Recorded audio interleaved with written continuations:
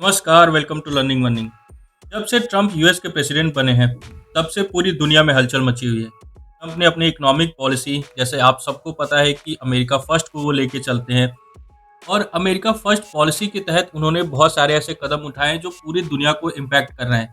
जैसे कि उन्होंने जो 25% टैरिफ घोषित किया है, जो भी स्टील प्रोडक्ट यूएस के अंदर आएँगे उसके ऊपर। चाइना, यू मैक्सिको, इंडिया और जितनी भी कंट्री है उनके ऊपर प्रेशर बना रहे हैं कि वो जो प्रोडक्ट उनके यहाँ एक्सपोर्ट करता है उसको उसपे जो टैक्स लगता है, इम्पोर्ट ड्यूटी लगता है उसको कम करें। दूसरी तरफ अगर देखें तो जो फॉरेन पॉलिसी है यूएस का, मिडल ईस्ट के अंदर फिर से एक्टिव हो गया।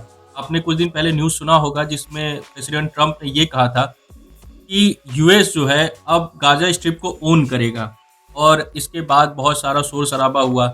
आप जानते हैं कि ईरान के ऊपर जो सैंक्शन था वो मैक्सिमम प्रेशर पे चला गया है और उस सैंक्शन का जो इफ़ेक्ट है वो इंडिया के ऊपर भी पड़ा है, उसके बारे में हम बात करेंगे आगे।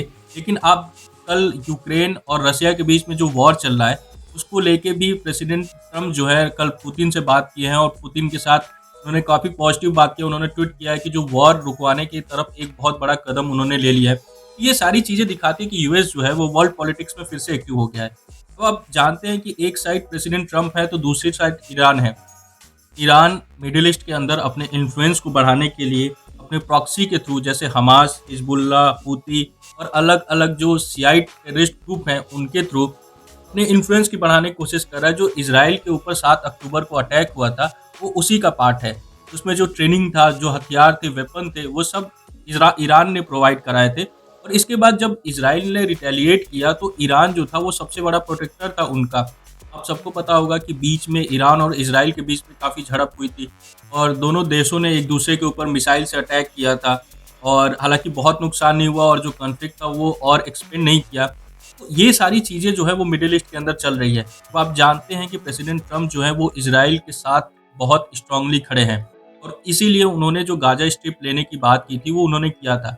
अब ईरान को कंट्रोल करने के लिए, क्योंकि ईरान जो है वो सबसे बड़ा दुश्मन है इज़राइल का और ईरान जो है वो यूरेनियम एनरिचमेंट कर रहा है न्यूक्लियर बम बनाने के लिए, तो उनको रोकने के लिए प्रेसिडेंट ट्रंप ने एक ऑर्डर पास किया और इस ऑर्डर के थ्रू उन्होंने जो मैक्सिमम प्रेशर था वो लगाया ईरान के ऊपर।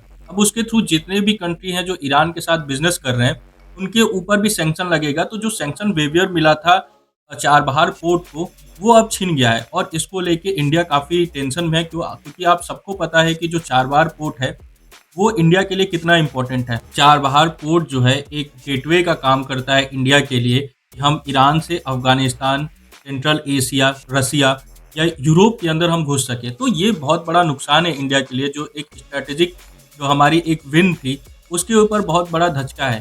तो अब इंडियन प्राइम मिनिस्टर मोदी हैं, वो इस समय यूएस के दौरे पे गए हुए हैं और वो किस तरीके से प्रेसिडेंट ट्रंप को कन्विंस करते हैं कि जो सैंक्शन वेवियर पहले था यूएस के द्वारा, वो फिर से दे दिया जाए, क्योंकि वो बस इंडिया के लिए इम्पोर्टेंट नहीं है, वो यूएस के लिए भी इम्पोर्टेंट है। क्योंकि यूएस जो है, वो अगर सैंक्शन वेवियर देता है तो हम काम करेंगे, जो चाइना का बीआरआई है, उसको हम काउंटर कर सकते हैं। इस वजह से ये इम्पोर्टेंट है कि यूएस जो है वो इंडिया को सैंक्शन वेवियर दे। अब पीएम मोदी किस तरीके से यूएस प्रेसिडेंट को कन्विंस करते हैं, ये देखने वाली बात है। क्योंकि अब ईरान जो है वो अपना एनरिचमेंट प्रोग्राम है उसको ख़त्म करने के लिए मान नहीं रहा है। तो ट्रंप ने ईरान के ऊपर अब मैक्सिमम प्रेशर का पॉलिसी अपनाया है।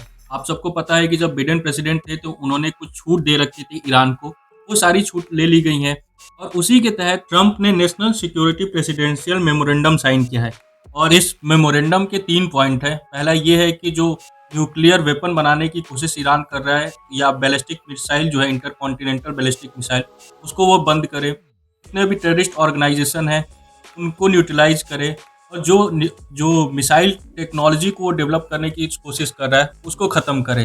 अब जो यूएस है इस पे काम करेगा कि जो उनके ऊपर सैंक्शन लगा है उसको कम करेगा। आप जानते हैं कि ये सारी चीज़ें इसलिए हो रही है क्योंकि ईरान की जो पॉलिसी है वो पूरी तरीके से एंटी यूएस और एंटी इज़राइल है और इज़राइल के प्रोटेक्शन के लिए ये ज़रूरी है कि ईरान अपने न्यूक्लियर वेपन बनाने की पॉलिसी को ख़त्म करे। जो उसके प्रॉक्सीज़ हैं हूती, हमास और हिजबुल्लाह, उनको डिसमेंटल करे और जो बैलिस्टिक मिसाइल बना रहा है उसको ख़त्म करे, तभी इज़राइल सेफ हो सकता है। इन सब के लिए यूएस प्रेसिडेंट ने क्या कहा है, आप इस वीडियो में देखिए। Iran situation. Hopefully, I'm going to sign it, but hopefully we're not going to have to use it very much. We will see whether or not we can arrange or work out a deal with Iran, and everybody can live together, and maybe that's possible, and maybe it's not possible. So I'm signing this, and I'm unhappy to do it. आपने सुना कि Iran के ऊपर किस तरीके से pressure बनाने के लिए ट्रंप की ये पॉलिसी काम करेगी। अब ये जो पॉलिसी है वो इंडिया के लिए काफ़ी कंसर्निंग है, क्योंकि ये बस चाबहार पोर्ट जो है उसको नहीं इम्पैक्ट कर रही है, बल्कि जो international north south transit corridor था उसको भी इम्पैक्ट कर रही है। आपने सुना कि प्रेसिडेंट ट्रंप की जो पॉलिसी है वो किस तरीके से चाबहार पोर्ट को इम्पैक्ट कर रही है। लेकिन अब बात करते हैं कि चाबहार पोर्ट की जो शुरुआत है वो कहाँ से हुई थी, किस तरीके से हुई थी, वो कैसे काम करती है और कैसे इंडिया की जो स्ट्रैटेजिक पोजीशन है उसको इम्पोर्टेंट बनाती है। दोस्तों, ये कहानी 2013 से शुरू होती है। चाइना ने बीआरआई प्रोजेक्ट लॉन्च किया और इस इनिशिएटिव का एम था कि दुनिया भर के 150 से ज़्यादा देशों में वो इन्वेस्ट करेगा इंफ्रा के अंदर, बिजनेस के अंदर, और उनको फंड करेगा। और ये जो था 2020 तक 138 कंट्रीज जो थे उसको साइन कर लिए थे।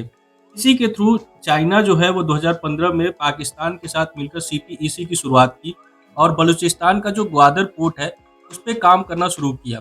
और ग्वादर पोर्ट का जो स्ट्रेटेजिक लोकेशन है वो बहुत ज़्यादा इम्पोर्टेंट है और भारत के लिए खतरनाक है।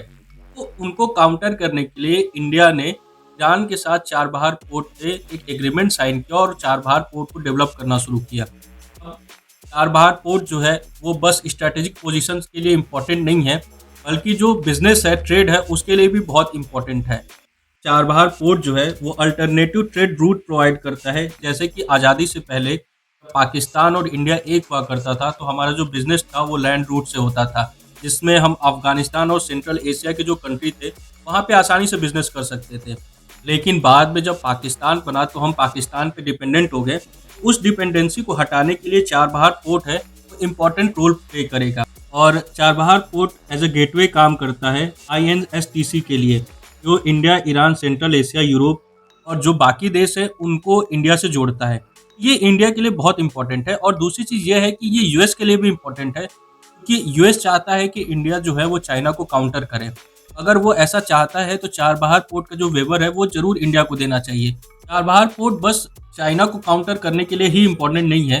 दूसरी चीज़ ये है कि जो अल्टरनेट ट्रेड रूट ये एक प्रोवाइड करता है, जिससे कि जो यूरोपियन कंट्री है, यूएस है या सेंट्रल एशियन कंट्री है, वो इंडिया में बिजनेस कर सकती हैं या उसका यूज़ करके खुद दूसरे साइड जैसे मिडिल ईस्ट में भी बिजनेस कर सकती हैं। तो ये सबके लिए इम्पोर्टेंट है कि यूएस जो है वो इंडिया को वेवर दे और चाबहार पोर्ट जो है हम उसको अच्छी तरीके से डेवलप कर सकें। आपको पता है कि मई में हम लोगों ने 10 साल के लिए चाबहार पोर्ट का एग्रीमेंट किया था और उसको अपने कंट्रोल में लिया था। तो ये ज़रूरी है कि प्राइम मिनिस्टर मोदी और प्रेसिडेंट ट्रंप इस पे बात करें और इस मुद्दे को सुलझाएं और इंडिया और यूएस का जो रिलेशन है उसको और स्ट्रॉन्ग बनाएं। अब देखना ये है कि इस जो विजिट है पीएम मोदी का वो क्या उससे निकल के आता है। दोस्तों, अगर आपको हमारी वीडियो इन्फॉर्मेटिव लगी हो, अच्छी लगी हो, तो प्लीज़ लाइक और सब्सक्राइब करें, शेयर करें, सपोर्ट करें। धन्यवाद।